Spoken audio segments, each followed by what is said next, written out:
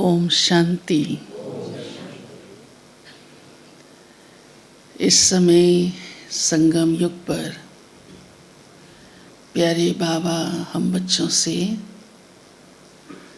ऐसा कौन सा विशेष पुरुषार्थ करवाते हैं जो हम सारे कल्प में नहीं करते, सिर्फ इसी ही मरजीवा जन्म में करते हैं। प्यारे बाबा ने आज बहुत राज की बात और हमारे भाग्य की बात सुनाई है। बाबा कहते हैं इस समय आप बंधनों से मुक्त बनते हो और किसी भी जन्म में बंधन से मुक्त होने का पुरुषार्थ नहीं करते और ही बंधनों में बंधते जाते हैं। हर जन्म में देखो कितने संबंध मिले, कितने पदार्थ मिले, वैभव मिले, वस्तु मिली, जो भी कुछ पाते गए उसमें हम स्वयं को बांधते चले गए और उस कारण से आत्मा का भटकना शुरू हो गया।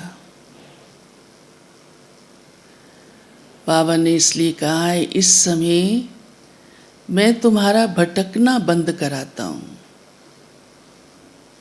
भक्ति मार्ग में तो मन से तो भटके ही भटके, ना सिर्फ मन से तन से भी भटकते रहे।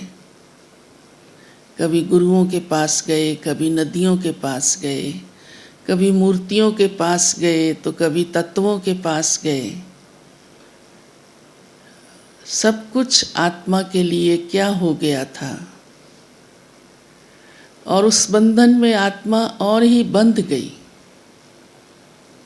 इतनी बंध गई कि आज अगर किसको कहा जाता है कि भगवान को याद करो तो कहते हैं मन टिकता नहीं, कभी इधर भागता है, कभी उधर भागता है।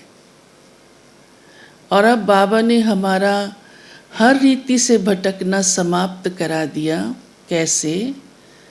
बाबा ने कहा है कि मैं तुम बच्चों को अब अपने संबंध में लेकर आता हूँ। संबंध बनाए इसलिए जाते हैं कि सुख मिले, परंतु उसे तो बनाते बनाते दुख में चले गए, क्योंकि वो संबंध नहीं बंधन बन गए और बंधन दुख देता है, संबंध सुख देता है। और वो संबंध कौन सा है जो अब हमको सुख देने वाला है? वो है एक प्यारे बाबा के साथ हमारा नाता, हमारा संबंध। और वो संबंध भी बाबा कहते हैं आप मेरे साथ सारे जोड़ सकते हो। मैं तुम्हारा माता पिता, बंधु, सखा, टीचर, गुरु सब कुछ हूँ। तो हमारी बुद्धि, हमारा मन सब एक बाबा के साथ जुड़ गया तो जीवन सुखदायी बन गया।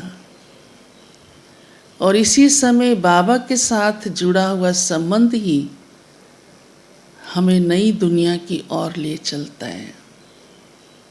और हमारे लिए अब बाबा को याद करना इतना सहज हो जाता है कि मन के भी भटकने की बात नहीं रहती, क्योंकि पता चल गया बाबा भगवान कौन है, कैसा है, कहाँ रहता है।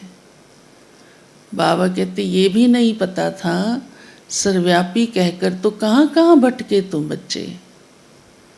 मन भी कहाँ कहाँ सब तरफ भागता रहा और पता नहीं चला। अब पता लग गया, स्वयं बाबा ने अपना परिचय दे दिया और हमारा मन बुद्धि योग बाबा के साथ जुड़ गया।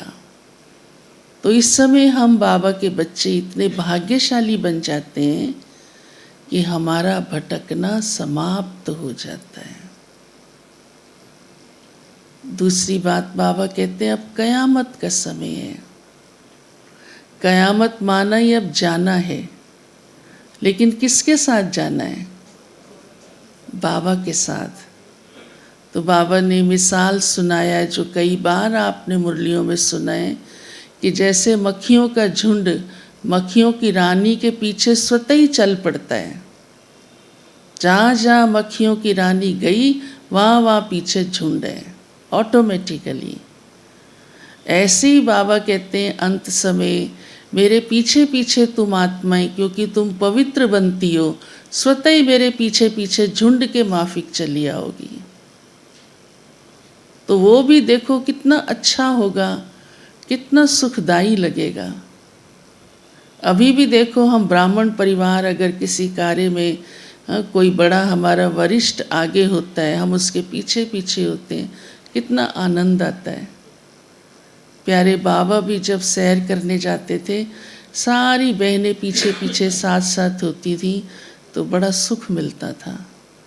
ये तो साकार की बात है, पर अंत में भी क्योंकि हमारा संबंध ही बाबा के साथ हो गया है, तो आगे आगे शिव बाबा, हाँ, हम आत्माओं का मालिक, जैसे मक्खियों की रानी आगे आगे होती है, और हम साथ साथ बाबा के चल पड़ेंगे। तो आज हमें यही याद रखना है कि हम एक बाबा के ही संबंध में हैं और उसी संबंध में सदा रहना है। और हमारा अब कितना बड़ा भाग्य है जो भटकना समाप्त, अब तो तन का भी भटकना समाप्त। हाँ? कितनी बातों में लगता है क्या रखा है, क्यों जाएं, सेवा के बिना क्यों जाएं। हाँ?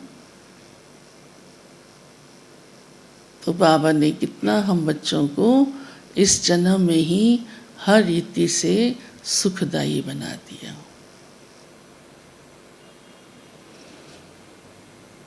मीठे बच्चे